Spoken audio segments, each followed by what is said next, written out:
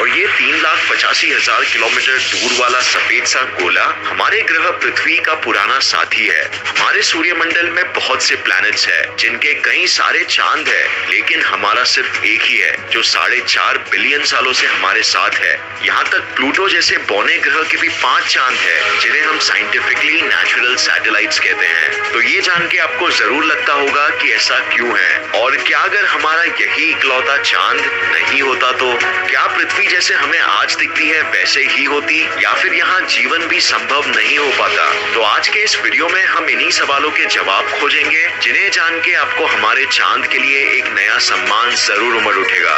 तो सबसे पहले तो आपको पता होगा कि हमारे नजदीकी ग्रह मार्स के पास 2 चांद है, और जुपिटर और सैटर्न दोनों के पास 60 से भी ज्यादा चांद है। यूरेनस के पास 27 है, नेपट्यून के पास 14, और जैसे हमने कहा प्लूटो के पास 5। तो ये सभी ग्रहों के पास इतने चांद कैसे हैं? वेल, इसके पीछे ये वजह है कि ग्रहों को चांद यानी नेचुरल सैटेलाइट्स 3 में से एक वजहों के कारण मिलते हैं। एक वजह है कि कोई दूसरा ऑब्जेक्ट वो ग्रह से टकरा जाता है और उस ग्रह का एक भाग निकल के एक चांद बन जाता है, बिल्कुल उसी तरह जैसे हमारे अपने पृथ्वी के चांद के साथ हुआ। दूसरी वजह ये है कि ग्रह अपनी ग्रेविटी के वजह से किसी गुजरते हुए ऑब्जेक्ट को अपने चपेट में ले लेता है और वो ऑब्जेक्ट उसे ऑर्बिट करने लग जाता है। और तीसरी और फाइनल वजह है एक्रीशन डिस्क्स के द्वारा।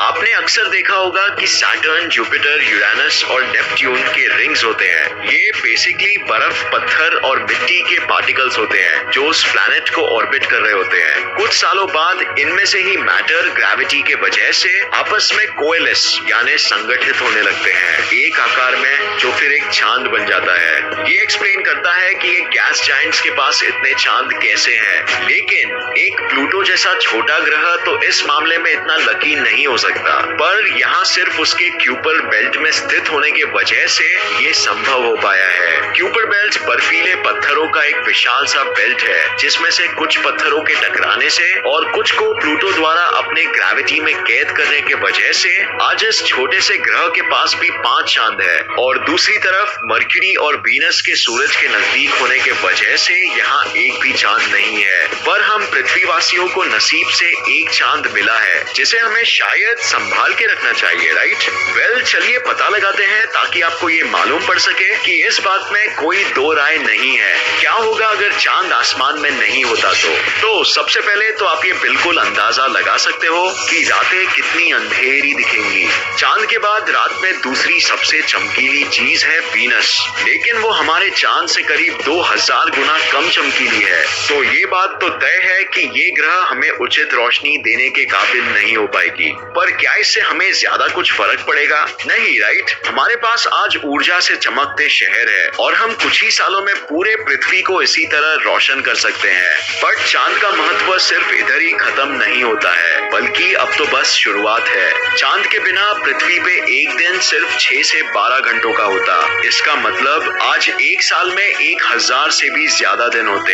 ये इसीलिए क्योंकि चांद की ग्रेविटी के वजह से पृथ्वी की अपनी खुद की चक्कर लगाने की गति धीमी हो जाती है और काफी समय गुजरने पर दिनों में घंटों का फर्क आ जाता है। इसके अलावा चांद नहीं होने के वजह से टाइड्स यानी समुद्री ज्वारों में भी बहुत फर्क पड़ेगा। हाई टाइड्स और लो टाइड्स में समुद्र का लेवल 1/3 हो जाएगा वो ज्वारों की तुलना में जिन्हें हम आज देखते हैं। इसका मतलब हाई टाइड्स समुद्री तट से सिर्फ इतना पहुंचेंगे और लो टाइड्स सिर्फ इतने लेवल तक ही सीमित रहेंगे। इसके अलावा हम कभी सूर्य ग्रहण और चंद्र ग्रहण भी नहीं देख पाएंगे।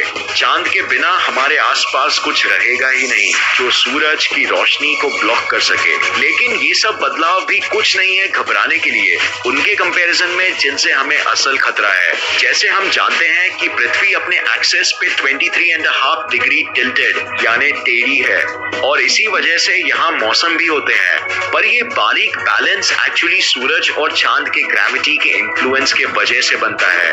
अगर चांद को निकाल दिया जाए तो हम सबसे शक्तिशाली पृथ्वी को स्थिर रखने वाले बल को भी निकाल देंगे और इससे होगा ये कि वो बारीक बैलेंस बिगड़ जाएगा और फिर सिर्फ सूरज की ही ग्रेविटी का प्रभाव हम पे बचेगा, जिससे पृथ्वी वॉबल यानी चारों बाजू हिलने लगेगी। सीजन्स यानी मौसमों पर बहुत बुरा प्रभाव पड़ेगा। ठंड का मौसम, बारिश का मौसम और गर्मी का मौसम नहीं रहेगा। सब कुछ पलक झपकाने की तेजी से गुजर जाएंगे। हर कुछ घंटों में तापमान ऊपर नीचे होता रहेगा। दोपहर को तापमान 50 डिग्री तक हो सकता है और रात में -22 डिग्री सेल्सियस। ये हम इंसानों और अन्य जानवरों की प्रजातियों को मजबूर कर देगा अब तक के सबसे बड़े नेचुरल सिलेक्शन की प्रक्रिया में भाग लेने के लिए, जहां सिर्फ वो जीव ही जीवित रह पाएंगे जो ऐसे कठोर परिस्थिति में भी अपने आप को ढाल पाएंगे। और वैज्ञानिक कहते हैं ये बदलाव ज्यादातर प्रजातियों को खत्म कर देगा, लेकिन शायद हम इंसान अपने आप को बचा पाएंगे। इंसान आज काफी आधुनिक जो हो गया है, लेकिन अगर चांद शुरुआत से ही पृथ्वी का साथी नहीं होता तो फिर क्या बात सेम होती? बिल्कुल भी नहीं। हम यहाँ शायद होते ही नहीं। पृथ्वी का वातावरण ऐसा बन ही नहीं पाता कि एक जीव मंडल उत्पन्न हो पाए। ये इसीलिए क्योंकि 4 बिलियन सालों पहले जब पृथ्वी और चांद नए नए बने थे तो चांद पृथ्वी से आज के मुकाबले करीब आधे दूरी पे था, और चांद के करीब होने के वजह से वो अपने गुरुत्वाकर्षण का और भी ज्यादा प्रभाव पृथ्वी पर डाल सका, और इस वजह से उस समय की तेज घूमती हुई पृथ्वी काफी हद तक स्टेबलाइज यानी स्थिर हो सकी। इस तरह पहली बार जन्म ले पाए जिंदगी के मॉलिक्यूल्स आरएनए और डीएनए, जिन पर आज पूरे पृथ्वी का जीव मंडल आधारित है। ये दोनों मॉलिक्यूल्स की विशेषता है कि इन्हें पर्यावरण के अनुसार अपने आप को ढालने में समय लगता है, और ठीक वही अकेले नहीं दे पाती हमारी उस समय नई जन्मी पृथ्वी। तो क्या अब भी आप सोचना चाहोगे कि चांद हमारे लिए इतना भी महत्वपूर्ण नहीं है? वेल, मुझे लगता है कि आप आज के बाद चांद को एक बिल्कुल ही नए नजरिए से देखोगे। तो ये वीडियो देखने का बहुत शुक्रिया। उम्मीद है आपको ये वीडियो पसंद आया और इससे नया कुछ जरूर सीखने मिला। अगर आपको ये वीडियो पसंद आया तो इसे लाइक और शेयर करना मत भूलिए, और ऐसे ही साइंस वीडियोस के लिए इस चैनल को सब्सक्राइब करके नोटिफिकेशन बेल ऑन करना मत भूलिए। और मैं आपको नेक्स्ट वीडियो में मिलूंगा ऐसे ही किसी इंफॉर्मेटिव वीडियो के साथ। तब तक के लिए देखते रहिए और सीखते रहिए। जय हिंद।